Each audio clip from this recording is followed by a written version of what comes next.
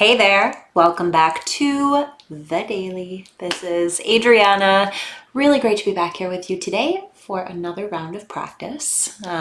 So for today's practice, just to set ourselves up here on the cushion, I wanted to share a story, which one of the requests that we got from our group gathering over last weekend is that there be more stories, more personal stories of how we use these practices that we're doing here, how we see our practice in effect.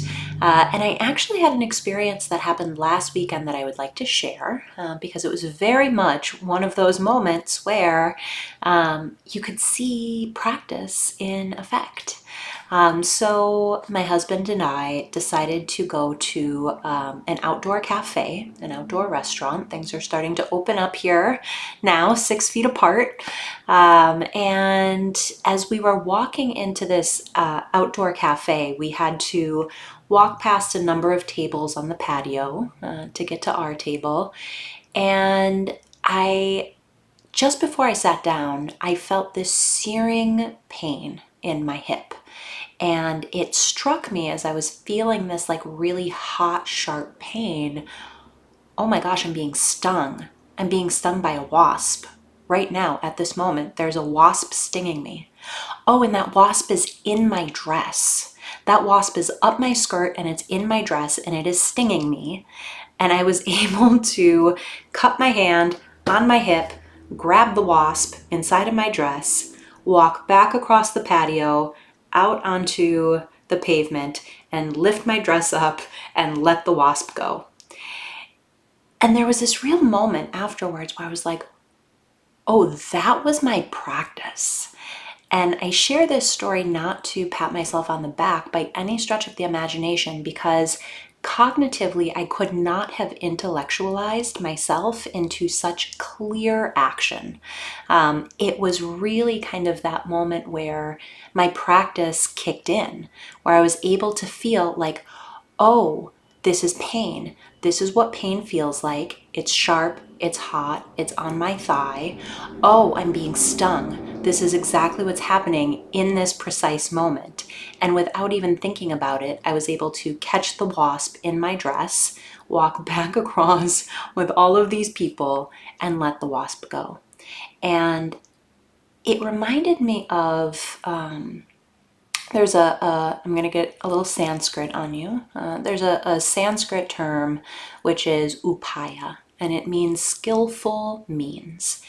And it points to this phenomenon that tends to happen through our meditation practice, where because we are accustomed to meeting our direct experience as it is without a lot of overlay, we know the precise action to take in that moment without overthinking it. So one example of that is that, in that moment, I could have gone into this whole narrative of, oh, there's a wasp. Are there wasps out now? I should have worn a different dress. Oh my gosh, everybody's sitting here looking at me. What are they thinking about me right now? Oh my gosh, how am I going to get this wasp out of my dress? Just like the mental spin that we tend to get in. But I think one of the kind of direct results of these practices that we do here is that because we are relating to our direct experience, we're continuing to come back to our felt direct experience, we're able to see our moment-to-moment reality really clearly and precisely without a lot of narrative spun around it, right? Without a lot of filler. And so in those moments when it actually really matters, like in the moment when you have a wasp up your dress stinging your leg, we're able to kind of like take precise action in that moment without overthinking it in a way that we couldn't possibly do if we were kind of like intellectualizing it and like judging it and trying to like analyze it and like getting all lost in the narrative. We just act in that moment. We just act. So I wanted to share that direct result of practice, and let's do it. Let's move into practice. Wherever we happen to be, finding our seat, Making sure, as always, that we feel really sturdy, steady, sustainable. We're not struggling against our bodies here. And then once we have decided on our seat, taking a moment to decide on our gaze. Eyes open, eyes closed. And if you historically practice with eyes closed, I really want to encourage you to maybe flirt with eyes open practice today. Right? There's something very sobering, direct about keeping eyes open. There's no mistaking that we are here, we are present, this is what's happening. And so letting the gaze be soft, hazy, unfocused, about 3 to 5 feet in front of us, almost as though we're looking through space, not at anything directly. And then we'll take just a few moments, as always, to open practice by opening our senses, and these 5 little touchstones to our direct experience. And turning the attention over to sound.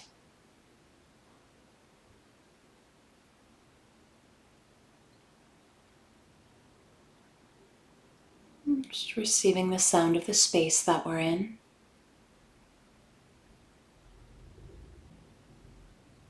Tonal quality. Staying open to whatever noises are present.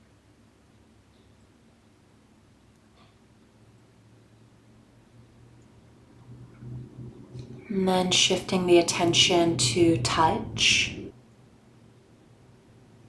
So taking a few moments to really center ourselves in our bodies.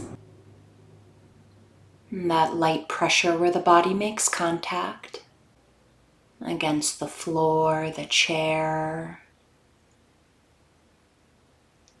Taking in the texture of clothing against the skin. Temperature of the air in the room.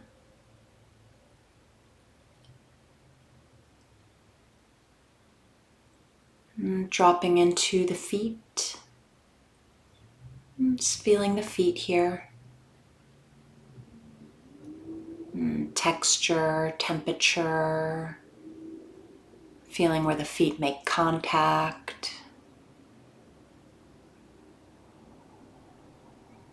Tracing the attention across the soles of the feet. Through the ankles. Along the shin bones. Circling the kneecaps. Grazing through the thighs. Landing in the hips. Feeling where the sit bones meet the chair, the cushion. Continuing to move through our body, bringing the attention to the tailbone, sacrum, base of the spine. And just beginning our slow, deliberate climb along the lower back, middle back, upper back, light extension at the crown of the head.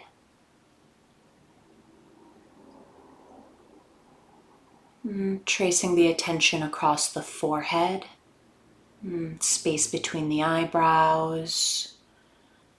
Just relaxing any tension that may have collected here. Softening behind the eyes, through the cheekbones. Rocking the jaw back and forth in its cradle.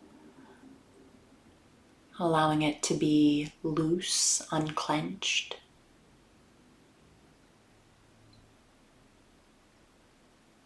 Dropping the attention into the belly, the chest. Just taking a few moments here, feeling into the body, breathing.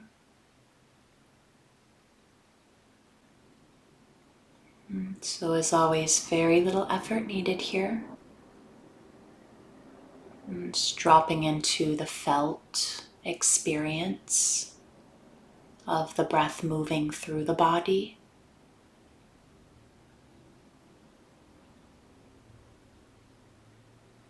Tip of the nose, back of the throat, belly.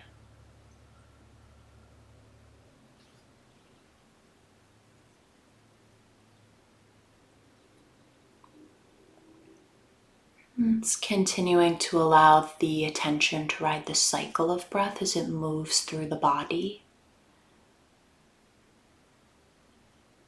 And we'll continue in. It's using that singular instruction that as our minds wander, which they definitely will, we're just noticing when we've left our breathing, acknowledging what captures our attention, and then gently, firmly coming back to the breath in the body.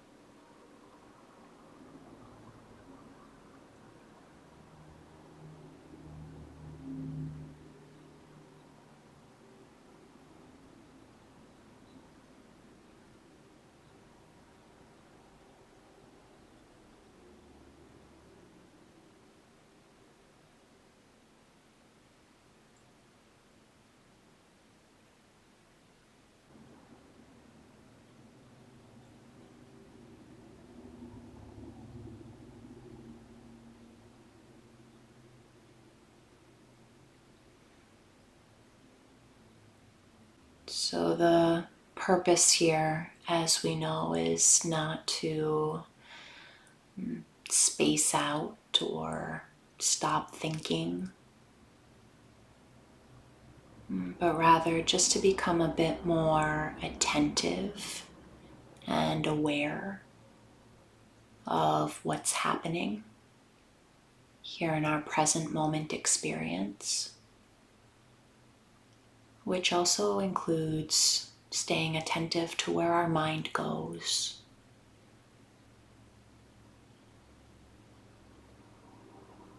It might be that there are particular thoughts that we're choosing to pick up and look at,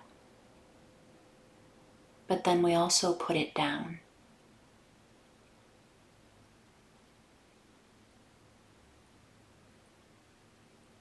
And of course, in the moments that we catch ourselves entirely lost in thought, spinning some story, some narrative, it's the moment for just a bit of acknowledgement.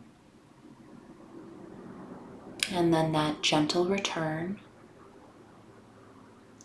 feeling the body in space, breath inside the body, and allowing ourselves to be here, right here. This is it.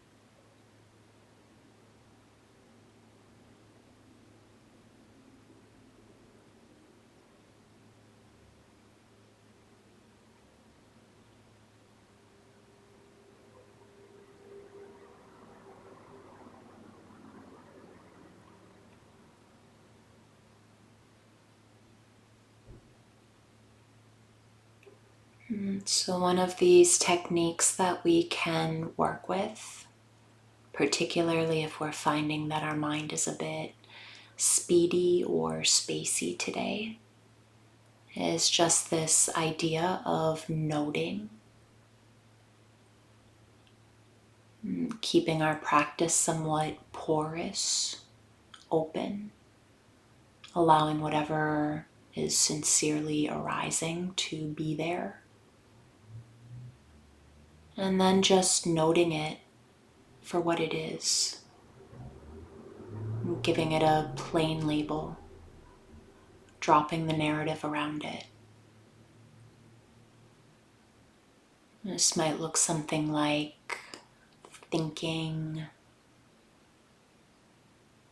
physical sensation, emotion, sound, impulse. And so really the full spectrum of our experience. It's naming it for what it is, dropping the narrative around it, and coming back to the breath in the body. Just allowing ourselves to be here on the receiving end of the present moment. It's dropping into our direct experience. This is it.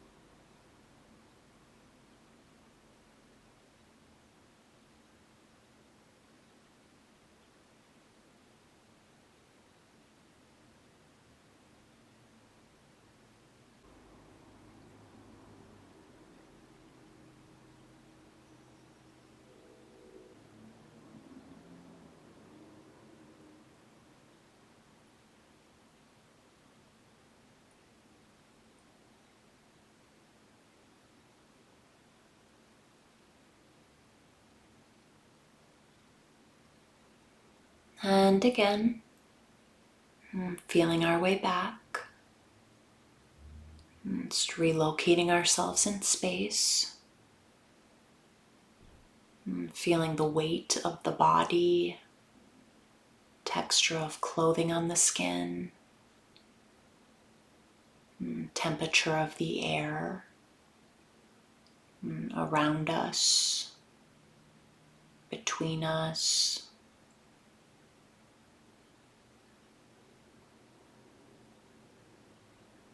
And just resting here.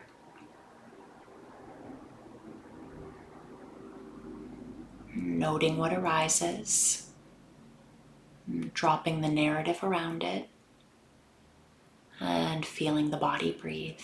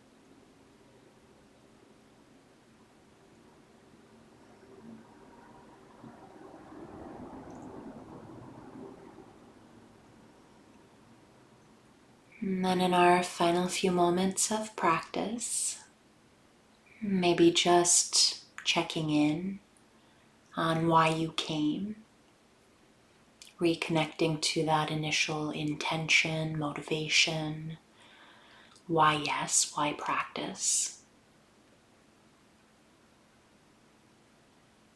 And then closing out with a little bit of sweetness, maybe just extending some thanks to ourselves for taking the time, making the space, and training our minds to rest in our direct experience so that we may be able to act skillfully when moments arise.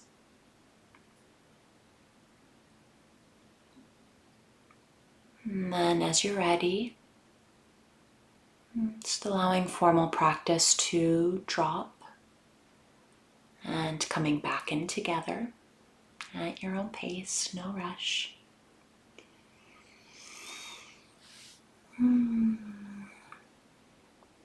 Thank you. Thank you for practice. Thank you for being here. Yeah, I hope you have a wonderful rest of your day, no matter how long your day may be.